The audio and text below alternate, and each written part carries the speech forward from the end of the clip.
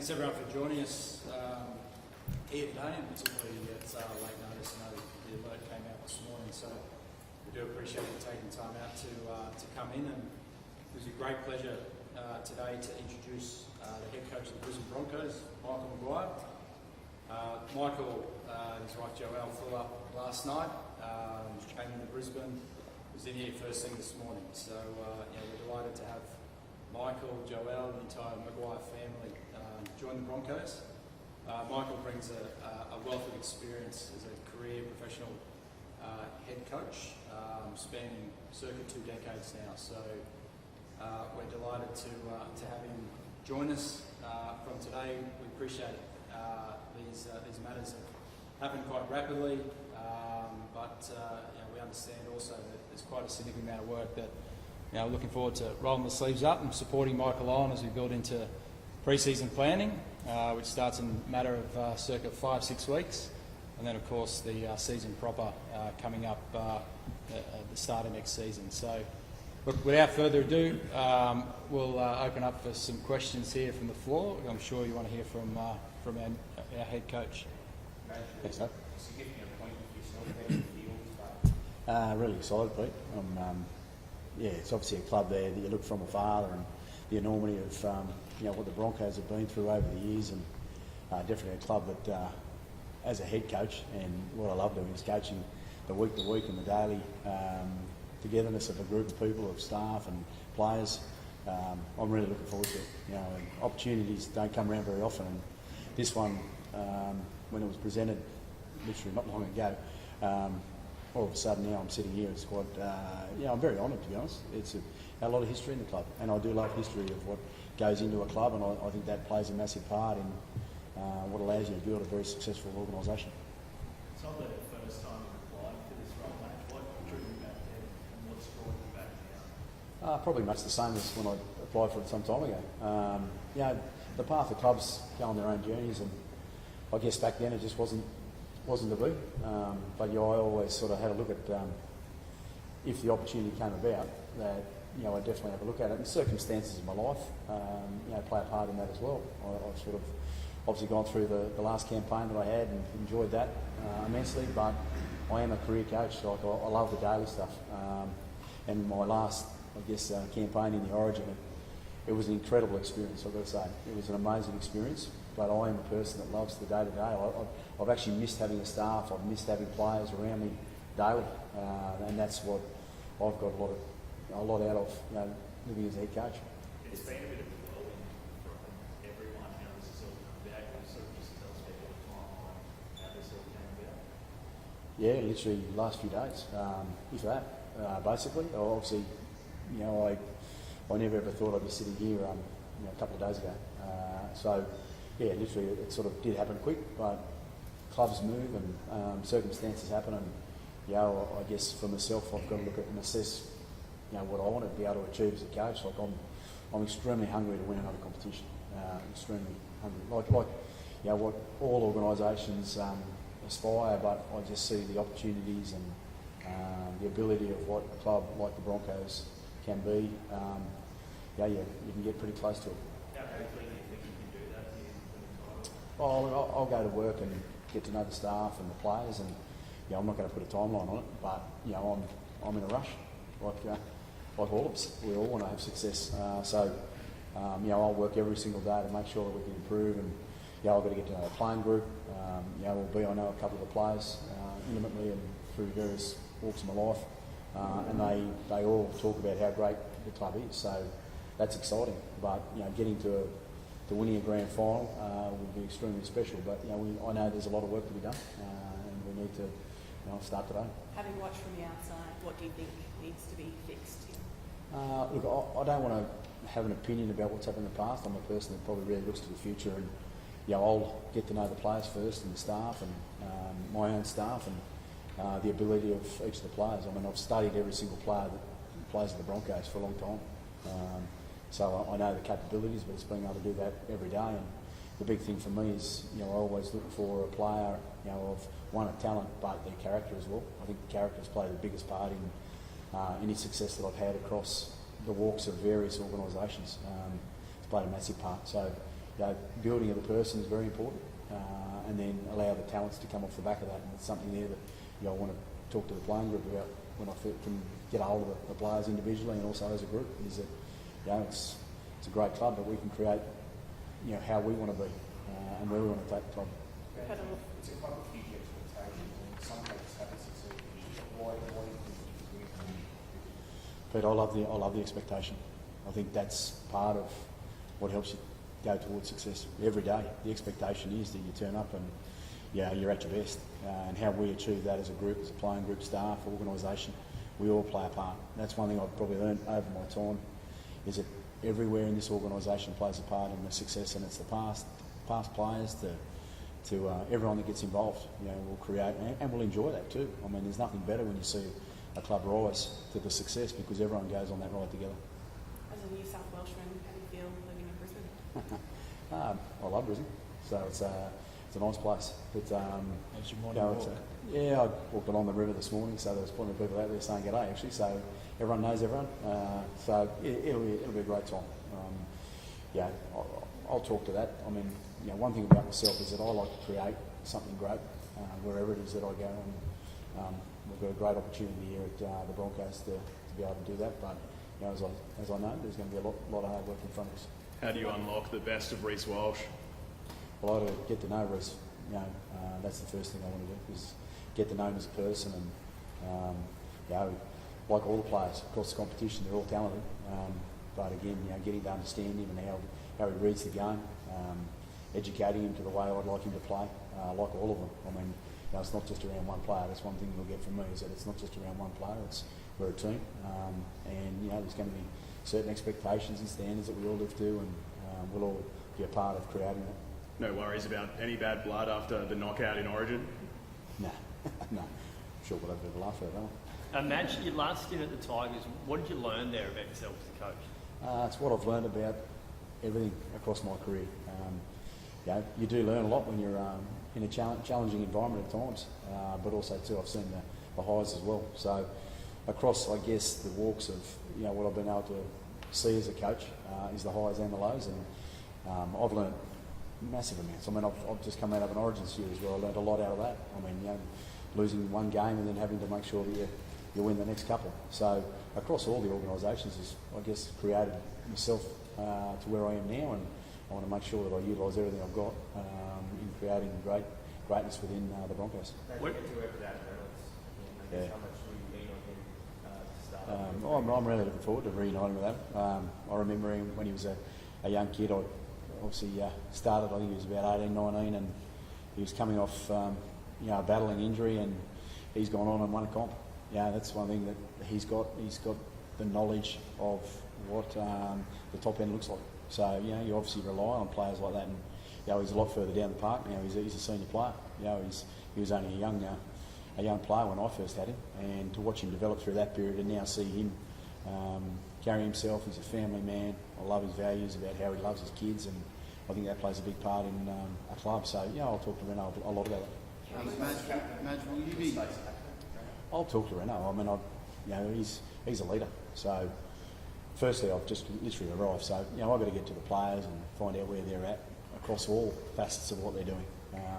And then we'll make decisions moving forward. But he'll be a big part in the conversations. Madge, will you be helping New South Wales find their next coach? Do you have anyone in yours? No, mate, no. There's a few older boys like Shane Webke and Gordon Tallis aren't too happy with how things are going. I guess, do you have any words for them? Look, mate, happy for them to have their opinions. I talked to both those guys. I'm happy to talk to anyone. And everyone's got their own opinions. But ultimately, at the end of the day, we're about making sure they see a really great performance on the field, so they become proud of that. That's something there that you can draw back on. They've been able to put a history into this organisation, but it's about this current crop of players creating their own now.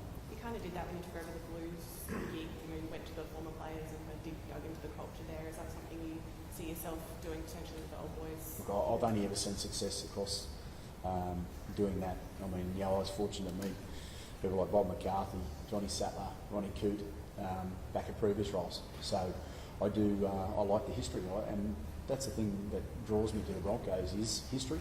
but also too being able to create the history with the current playing group. So that's a very special part of what you can actually build with the team. Kev was getting new assistant coaches. Are they keeping their jobs? I've got to talk to all those guys. Yeah, as I said, I've only just landed, so getting the ins and outs of where the club sits at the moment. I'm looking forward to looking into that as we move forward. Dave, can you talk us through? Yeah. What would he offer as an assistant coach? Yeah, Benny's strong, mate. I really enjoyed coaching. He's thorough in what he does, but let me have a chat to the guys first and go through the formalities, and that's something there that I'll talk to everyone that's involved. Dave, can you talk us through the timeline, because it all seems to be very quick? It was very quick. I think once you're in a position last week where an outcome was reached, the first person I called after connecting with our group here was Michael, and I was pleased that he had a level of interest to want to get back in the arena. He's a career professional coach who's, as I said before, his experience has spanned over a couple of decades now. We happened to cross paths many moons ago down in Melbourne when Michael was an assistant coach there, and I had a different role then at the time. And one thing I know about Michael is a terrific guy. He works incredibly hard, and he's a real family man. And I think that really aligns with our organisation. As I said, the conversations happened really quickly to the point where we're in position this morning to be able to announce Michael as our head coach, which we're delighted about. What day did you pick up the phone? Thursday night or Friday? Yeah. Not long ago. Happened very quick. So it's just speculation that these talks are happening while Kevin was still technically head coach. So Yeah. that's not the case. Can categorically confirm that. And does it, I guess, please you to hear that Madge might be giving an olive branch to old boys who might be a bit upset with the way things are handled? Yeah, look, I think everyone, when these things happen, and there's a lot of emotion, a lot of reaction. It's all a normal process to go through, and I'd be disappointed if they didn't have that type of reaction, given the connection that those guys have, that we know, they're on the wall up here winning comps together. So I'd be shocked if it was anything else. But I hope in the fullness of time, ultimately, we're one club, and everyone's got a really strong connection to that as well. And I know everyone wants to see the club succeed, and everyone will get around Michael and help support him and provide him with the support that he needs and the tools, and the playing group as well, to help them achieve what they want to do. We're certainly providing all the resources that Michael needs, and looking forward to rolling the sleeves up and getting to work. Graham, you went through the ring yourself and the political rushes of the Tigers. Do you feel for Kev? Look, I take my hat off to anyone that jumps into the coaching arena. I know Kev, great man, but I guess circumstances happen, and I've been through that myself. So, look, he's a big part of the history of this organisation, and I'll always respect that.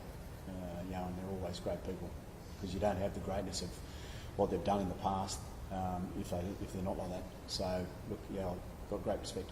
What about Alf? You talk about weights of the club. Just talk about his future. If you want him to stay. I've got to talk to Alf. I really like Alf. A fair bit of time with Alf. So, and I think we all like Alf. So I want to sort of see what he wants to do with himself and work out where he fits in. And so I'll definitely have those conversations with Alf for sure. Madge, as a coach, you seem to have the reputation of having a bit of a firm hand. Do you think that's fair, or how would you describe him? Mate, people say all sorts of things about me. I guess what I like to do is get to know the players, and whether that's firm or not, it doesn't really worry me. I've seen young players through the connections that I've had with them as people. That's the first thing that I care about, them as people. And then if they go out and train extremely hard, they excel, and then all of a sudden, before you know it, the first graders, they're winning competitions, they're origin level. So I've been able to expand that over many a player. But I really like to know and get to know my player. And if that calls me being hard because I want them to succeed, it doesn't matter. What about relationships with players? Obviously, there's Adam and Payne. Not the best out of people in the origin arena. He was brilliant. This year, how much are you leaning on him to for ideas, how you approach the pre-season, how you move? I'll get to know all the players, and there's obviously some more leaders and there's some younger ones coming through. But Payne, he was incredible. I've got to say, it was the first sort of time that I had a chance to spend a bit of time around Payne, and we all know an incredible person he is, but also the knowledge that I feel that you know, he and I can lift the group with. You know, I saw him do it with the Origin. He was a leader. He was a leader. He was in the leadership group within the Origin space. Spoke very strong about what he wanted in that space, which helped me immensely. So obviously I'm going to call upon those sorts of things with Payne for sure. So you can see him being a leader here as well, helping do that already. Well and truly, oh definitely, yeah. And look, he's shown that already in what he's been able to achieve to this point. But I know one thing about Payne, he's very hungry to succeed. That's what I love about him. And look, I know there's a lot of other players within the group that he's shared with me that are very much the same. Dave, are you glad Reece and Ezra are back in the country? Very. Where are things at from a club perspective with all of that at the moment? Look, I've spoken to both. From what I understand, I don't believe there's a lot in any of it, but I did strongly encourage them that perhaps next time they have a holiday, they choose a different destination and possibly even turn their phone off. But look, you know, I think those you know, matters, you know, from our perspective, they're closed off. But certainly, you know, that'll be a matter that we'll readdress back in the new year when they come back from their break. Madge, what about people in New South Wales who would be disappointed that you're not continuing on as Blues coach? What's your message to them? I'd like to thank them. It was an incredible ride that we had together, and you know, I'd like to think that things are in place that they'll go on and keep continuing because of, you know, and it's not just about one person. You know, that's what you'll find from me in being at the Broncos. It's not about one person. It's about, you know, it was a coaching group, it was a playing group. They created, you know what was seen there, and you know, I thank them very much for the opportunities. And you know, I've made it very clear that, you know, I am a coach. I've always wanted to get back into the club level, so everyone was very aware of what may transpire. Did I think it was going to be as quick? No. But the opportunity, and I, like for the old boys that I down there, I had an incredible experience with a lot of the old boys down there, which, you know, I want to make sure that I bring those experiences to what we're going through with the Broncos. So, you know, I can't thank them enough for that. And, you know, I've spoken to a number of them, and they all said, "Man, you're a coach. You could have gone from coach," because it sort of just touches the appetite, but doesn't give it, you know, the whole full throttle of what, you know, clubland brings. So they understand.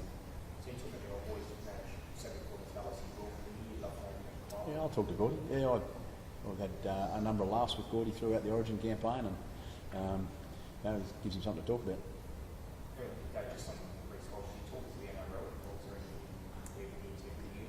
I believe the matter's been closed off. Thanks, guys.